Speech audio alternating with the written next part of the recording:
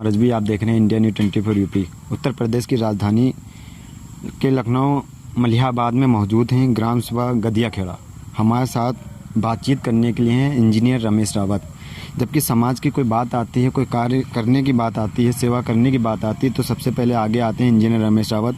उनसे हम जानेंगे कि पिछले जो लॉकडाउन में काफ़ी जो है उन्होंने काम किया है, उन्हीं से बातचीत जानेंगे। और नशा मुक्त समाज में भी काम किया, जो कौशल किशोर जी का जो है अभियान था, ये उन्हीं से पूरी बात जानेंगे। और लॉकडाउन में किस तरीके से काम किया है, लोगों की सेवाएं भी की हैं। सबसे पहले धन्यवाद ओसामा रिजवी जी, आपको आपने समय निकाल कर हमसे मिलने का जो समय निकाला। लॉकडाउन में हमने पूरा प्रयास किया कि हमारे क्षेत्र की जनता को हमसे जो संभव मदद हो वो मिले। जैसा कि हमने बचपन में पढ़ा था या यहीं पढ़े हुए हैं, यहीं बड़े हुए हैं, इन्हीं लोगों के, गांव के लोगों के आशीर्वाद से हम बड़े हुए हैं। और मुझे अपने क्षेत्र के लोगों से बहुत लगाव है। 2012 में जब मैं लखनऊ ट्रांसफर होकर गुड़गांव से यहाँ आया था, ये मेरा सौभाग्य है कि मैं केंद्र सरकार की नौकरी करते हुए भी अपने क्षेत्र में से बहुत नज़दीक हूँ, लखनऊ में हूँ। और जब भी मुझे वक्त मिलता है, लखनऊ से बाहर संडे होता है या कोई और छुट्टी मिलती है, मैं अपने गाँव आता हूँ। मुझे यहाँ के लोगों से बहुत लगाव है। मेरे स्कूल मित्र यहीं पे हैं, जिन लोगों ने मुझे आशीर्वाद दिया वो भी सब यहीं पे हैं, तो मुझे उनकी सेवा करने का दिल से मन करता है। मेरे पिताजी का भाव भी बहुत ऐसा था कि वो बहुत ही हमें ऐसा संस्कार देके गए हैं, ऐसा ज्ञान देके गए हैं कि मुझे दिल से सेवा करने का मौका मतलब मन करता है।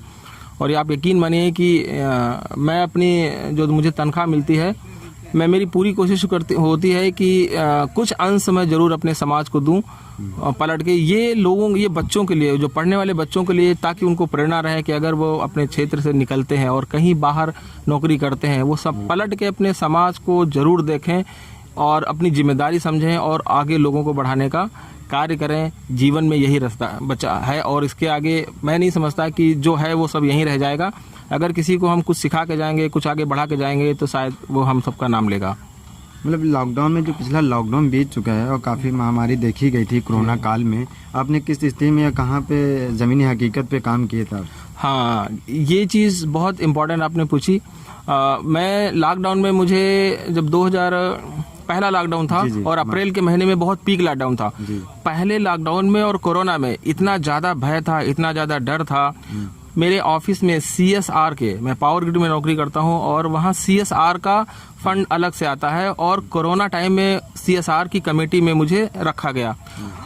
आप कल्पना करिए कि जहां हॉस्पिटल्स में लोग जाना पसंद नहीं करते थे, मतलब डर लगता था, मैं उन हॉस्पिटल्स में जा करके मैंने मास्क बांटे, सैनिटाइजर बांटे और PPT किट बांटी। और फिर गरीब बस्तियों में जा करके मैंने वहाँ पे लोगों को राशन उपलब्ध कराया।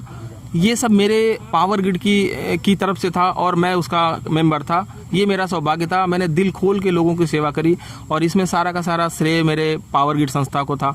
जो सब इक्विपमेंट मुझे उपलब्ध कराए गए, PP किट, मास्क, सैनिटाइजर, कुर्सी थाने के जो इंचार्ज उस समय मौजूद थे, उन्होंने बहुत मदद करी थी।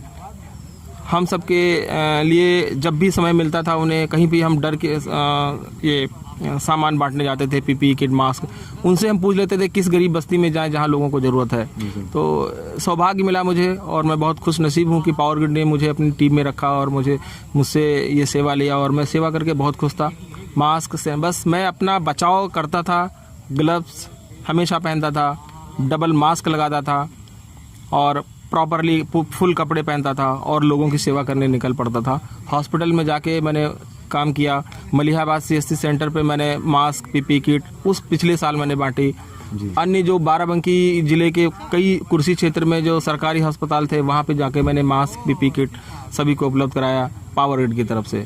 और इसके अलावा मैं अपने गाँव में, यहाँ पे जब भी मैं आने का मुझे अवसर मिला, यहाँ पे जब मैंने लोगों की सेवा करी, वो मैंने अपनी तनख्वाह से लोगों के लिए मास्क, PP किट, जो भी संभव था, सैनिटाइजर, वो मैंने देने का काम किया, जो जितना मुझसे हो पाया। और हमेशा मेरी कोशिश रहती है कि मैं अपने क्षेत्र के लिए कुछ न कुछ ज़रूर करूं, पढ़ने वाले बच्चों की मदद करूं, जो बच्चे नहीं पढ़ रहे हैं उनको प्रेरित करूं, गार्जियन को प्रेरित करूं।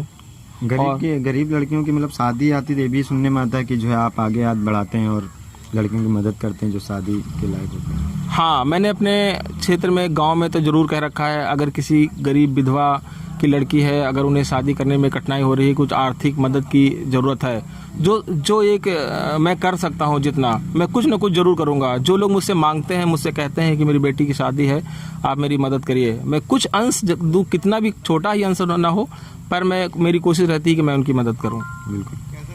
ये हमारे साथ में इंजीनियर रमेश रावत, ग्राम सभा गदिया खेड़ा ज़मीनी हकीकत से जो है जुड़े हुए रहते हैं, और रहते तो ज़िला लखनऊ में है, उत्तर प्रदेश की राजधानी लखनऊ में, मगर अपने जनता के साथ में हमेशा जुड़े रहते हैं, मदद के लिए तैयार रहते हैं। आप देख रहे हैं इंडिया न्यूज़ 24 यूपी।